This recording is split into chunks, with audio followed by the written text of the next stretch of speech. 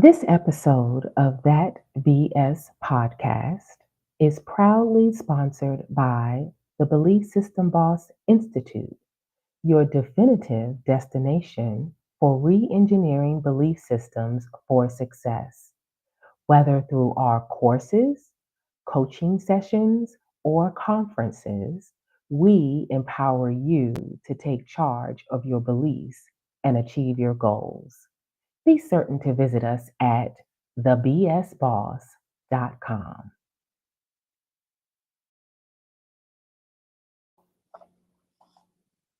Good morning, good morning, good morning, good morning, and welcome to today's episode of That BS podcast. I am your host, Dr. Lisa.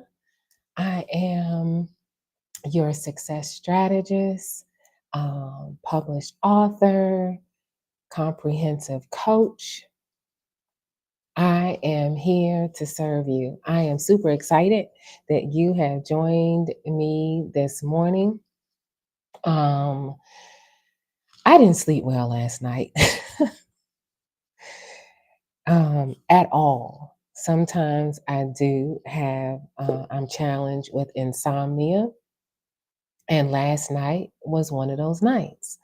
So I didn't sleep well, but I got up with my normal routine, which is I feed Luna love. Luna is my fur grandbaby. You know, they call them fur babies. My fur grandbaby. She is my son's dog. She's amazing. So we wake up early in the morning and I feed her, go take her out early before the chickens get up, and there are chickens outside my door. We hear the chickens in the morning. So before the chickens get up, take her out, feed her. We take a little power nap, and then we go for a drive because she absolutely loves the car and going for a drive. We go to a nearby park and we run, walk, jump, all the things um, at dawn, which is about here is about 6:30ish, 6:45 in the morning, and so she can exert some energy, and I can exert some energy and get exercise. And when I tell you, doing all that in the morning after a restless night, I am spent.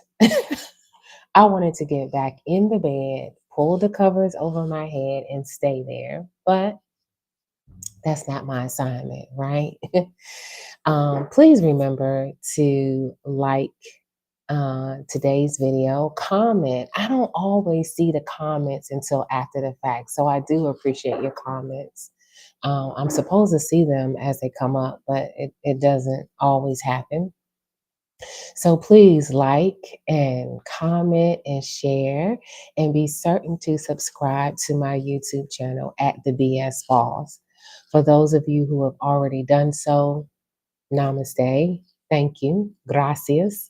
I so appreciate you for doing that. And please share it in your sphere of influence. So, this podcast is a safe space. I like to call it a safe space because it is a place of non judgment where we are re engineering belief systems to transform life's obstacles into opportunities successfully. The last thing we need when we are facing an obstacle in life is to be in a judgy environment, is to share our challenge, our situation, our obstacle in a space where we're going to be judged, because then we don't feel safe, right? Then we can't get the help, the assistance that we need in order to get over that obstacle or transform that obstacle into an opportunity to reshape it. So I share that because I have an amazing community of people and support. And one of my dear sister friends in my community shared that she was still, she felt as though that me using the fork in the road is still too soon, and that it's still sensitive for those of us in the federal workspace. And I accept that because of what I do, the nature of the work that I do in re-engineering belief systems.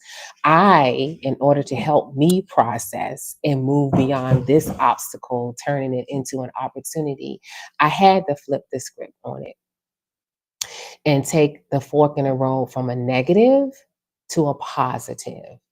And so, with each episode and each topic is me manifesting and sharing with you my process and what I have done, so that when I hear fork in the road, baby, it doesn't trigger me like it did initially. So, I know y'all hear Luna Love in the background. Clearly, Gigi didn't exert enough energy for her this morning because y'all normally don't hear her. So we didn't do enough. I see you. I see you, love. Go lay down. This is gonna stay here. We'll play with it afterwards. Go lay down. Good girl. So so anyway, that's why I use the title Fork in the Road, because I'm re-engineering it, right? So that it is not triggering, so that it doesn't stir up resentment in me, so I don't get angry and not want to throw something across the room. But because community is there to serve us and help us, right? I have taken out the fork in the road in the title. So today we are talking about, we're going to dive into drive and ambition lost and found in 4 steps. You know, I got a list, 4 steps, because it's on days like this. I have things I want to accomplish, but there are days, honey, there are moments in time where drive and ambition take a backseat. And I just want to stay in the bed and hibernate and tackle life tomorrow. Another day, another time. Right now, I'm just going to chill and retreat. But drive and ambition are critical components of success. Anytime we want to achieve a goal, we want to accomplish something, we have to stay locked in to drive and ambition. So we're going to talk about when it's lost and how to find it, how to get it back. And then this morning, again from my community, that is so incredible. Just before I went live, I received someone in my community shared with me, let me pull it over here, shared with me something that Pope Francis, who we know rest in peace and power, Pope Francis, shared about his definition of hospital. And I think it ties very well into the Proverbs and Pearls for today, as well as the topic with talking about drive and ambition. So I will share the proverb and pearl. I will share Pope Francis's definition of hospital, and then I will close out today. So let's jump in. Most successful people constantly strive to improve themselves. That's us, that's you and me. If you are in my community, it is because regardless of your age, regardless of where you are in life, regardless of the crossroads, the challenges, the obstacles, we are constantly working and striving to improve ourselves, our skills, and our circumstances. See? Wait. That's why I told you today. Because I'm like, why am I sitting here all in the dark? I had my glasses on, but I'm struggling to see because I didn't have my light on. I'm telling you, this is Lisa, version zero point 0.5, because I haven't had enough sleep. Now I can see. Hallelujah. We need a lot of drive and ambition to keep working when life is lifing, honey, when things are not as expected. When we have no drive, we're bored with life and easily discouraged by obstacles. We give up easily because we see little point in life struggles. We may even try to destroy ourselves by abusing drugs or alcohol, spending too much time watching TV, TikTok, IG, spending so much time with those things that we don't accomplish anything of value that we want in our lives. And full disclosure, transparency, I have to limit my time on TikTok and Threads and IG. I love them. But when you start, it's just hard to walk away because then it's picking up on your algorithm and just sends you one good video after the next. I'm just saying, too much time on that and the day is gone. While this may be extreme, we all tend to lose motivation from time to time.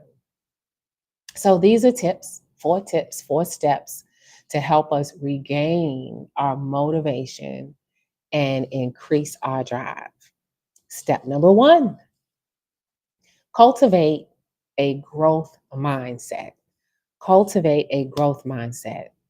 People with a growth mindset believe they can grow over time with effort and practice. On the other hand, people with a fixed mindset think they are stuck with their limitations and unable or unwilling to grow or change through hard work or practice. We can cultivate a growth mindset by reading books, articles about other successful people that we admire, learning about how they overcame obstacles to become successful. We can get that because I get that from some folks I follow on social media as well. We can practice thinking positively about ourselves even when we make mistakes. In society, others will want to criticize us. Again, this is a safe space. This is a no judgment zone here at that BS podcast. A growth mindset helps us boost our motivation by reminding us that we can improve over time through effort and practice. Number 2, step number 2, avoid procrastination. Procrastination is a major cause of low motivation and a lack of success for most people. We all, you, me, everybody, have certain tasks we put off because we dread doing them. But procrastination is self destructive because it robs us of the opportunity to achieve our goals in life. Robs us. To stop procrastinating, we should write down tasks we want to complete and rank them from most important to least important. Then tackle the highest priority task and complete it before moving on to the next one until all of our high priority tasks are done for the day. And if you're anything like me, sometimes everything doesn't get done in a day, but we have a starting point and we prioritize things. If we're having difficulty getting started on tasks, set a timer for 20 minutes and use that time to get started on the highest priority task on the list before moving on to the next. When we feel productive throughout the day, we'll feel more motivated and less stressed about accomplishing our goals. Step number 3. Step number three. Okay, I know this may shock you, but step number three is trick yourself into thinking you're motivated. Okay, so sometimes we lie to ourselves about some simple stuff that we shouldn't, but this is a time to re engineer, right? Trick ourselves into thinking that we're motivated. Motivation is a feeling. So it may seem counterintuitive to create it artificially, but it's motivational. So, for example, um, when I went into the office on Fridays, was dressed down Fridays typically, right? So I could come in jeans, sneakers, even or whatever, casual, more casual. But on Fridays was more laid back. But Monday through Thursdays, I like to wear my dresses and my heels and things like that because what that did for me was put me in work mode. Not that jeans didn't, but definitely a different mindset, and I showed up differently. Work mode, professional mode, let's get it done mode. Whereas Fridays were more laid back and more casual, and that's what the jeans did. So tricking ourselves into thinking that we're motivated is what do we need to put on in order to accomplish our task, right? How do we need to engage and envision ourselves to get the thing done? So, say for example, if the number one thing on the list might be doing some repairs in the house, you know, so maybe that is putting on jeans and the tool belt and getting all the tools out. That's motivation because after I got everything on, I have to use it, right? I'm not going to sit down and watch TikTok or Instagram in my tool belt and jeans and all that kind of stuff, right? Number four, think of counter arguments for why we're struggling. For why we're struggling with motivation. Think of counter arguments for why we're struggling with motivation. When we lack motivation, we tend to focus on why we can't do something instead of all the reasons we can succeed at the task. Luna is something else. So she was behind me. Now she walked around and she's looking at me eyeball to eyeball because she's like, okay, clearly you didn't see me. And clearly I still want to play. Oh gosh, I love dogs. Oh my gosh, she is so entertaining. I love her to pieces. Okay, back to number four. For example, suppose we're feeling unmotivated to exercise. In that case, we may need to tell ourselves that we may be telling ourselves that we have no energy, we don't want to exercise, we don't feel like being bothered with going to the gym, and we don't enjoy it anyway, right? We may think that or convinced ourselves that we're not working out because we're not seeing any results. We have to reframe that, right?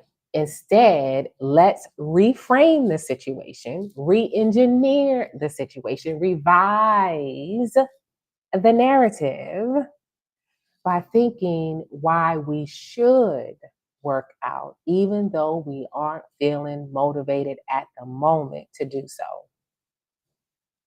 For example, we love the way exercise makes us think. We always have positive results from working out in the past. So we push ourselves to get up and make it happen. Like I pushed myself this morning to go out and run around the park and throw the ball and jump and cheer and all of that stuff with Luna this morning. I just didn't do it as long as we normally do, but I did it. Um, and it encouraged me, it boosted me enough, it motivated me enough and gave me enough ambition that I did not get back in the bed, pull the covers over my head, and not do this podcast this morning. But that's how I was feeling before I started. Having drive and ambition is important for success in life, but it is true. most of us struggle to maintain a high level of these attributes. By cultivating a growth mindset, number one. Number two, avoiding procrastination. Number three, tricking ourselves into being motivated. And number four, thinking about arguments for our lack of motivation. We can increase our productivity and start bringing our dreams to life. Start checking those things off the list and making things happen. Okay? So let's get into the Proverbs and Pearls for today.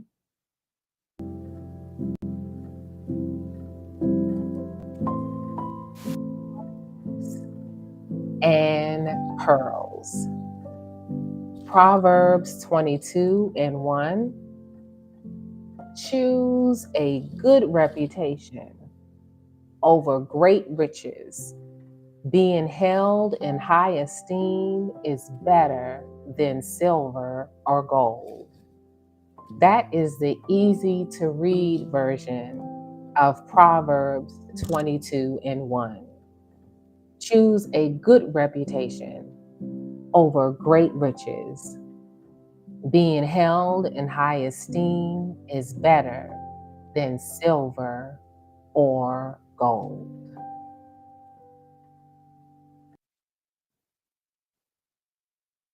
And as I promised, just before I went live on today's podcast, I received a text message about um, the definition of hospital by Pope Francis.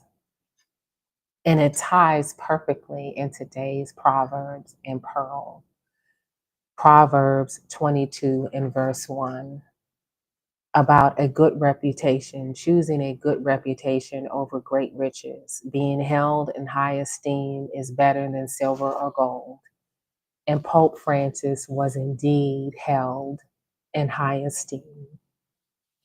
He chose a great reputation over great riches, and he will be remembered for generations to come. Definition of hospital by Pope Francis. Pope Francis always surprised with his reflections, and this is his regarding the definition of hospital. The walls of hospitals have heard more honest prayers than churches. They have witnessed far more sincere kisses than those in airports. It is in hospitals that you see a homophobe being saved by a gay doctor, a privileged doctor saving the life of a beggar. In intensive care, you see a Jew taking care of a racist, a police officer and a prisoner in the same room receiving the same care, a wealthy patient waiting for a liver transplant, ready to receive the organ from a poor donor. It is in these moments when the hospital touches the wounds of people that different worlds intersect according to a divine design. And in this communion of destinies, we realize that alone we are nothing. The absolute truth of people, most of the time, only reveals itself in moments of pain or in the real threat of an irreversible loss. A hospital is a place where human beings remove their mask and show themselves as they truly are in their purest essence. This life will pass quickly. So do not waste it fighting with people. Do not criticize your body too much. Do not complain excessively. Do not lose sleep over bills. Make sure to hug your loved ones. Do not worry. too much about keeping the house spotless. Material goods must be earned by each person. Do not dedicate yourself to accumulating an inheritance. You are waiting far too much.